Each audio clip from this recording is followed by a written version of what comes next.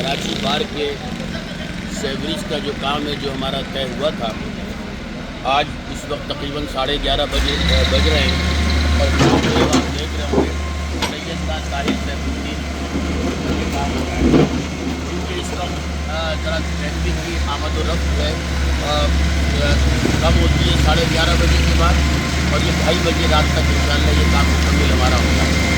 और सेवरेज का वो काम है तो जिसकी वजह से आप देखते होंगे कि राजा रियाज रोड पर ट्रैफिक पानी बहुत ज़्यादा हुआ करता था राजा रियाज रोड पर।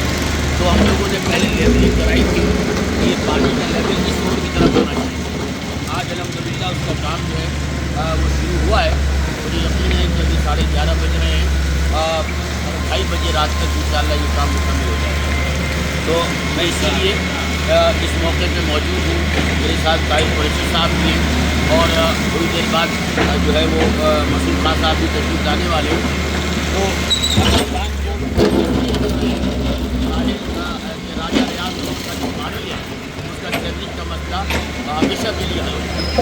और मैं फिर भी अर्ज़ कर दूँ कि इस काम का ताल्लुक किसी सियासत से या इलेक्शन से नहीं है।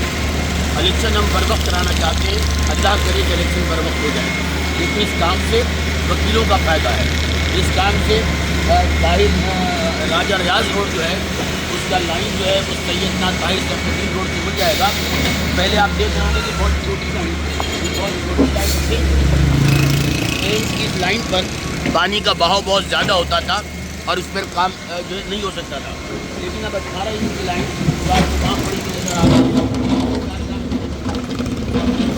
18 इंच की लाइन से जब इसमें चल जाएगा तो यहाँ पर ये पानी का फ्लो जो है यानी सेवरेज का फ्लो जो है बहुत अच्छा हो जाएगा।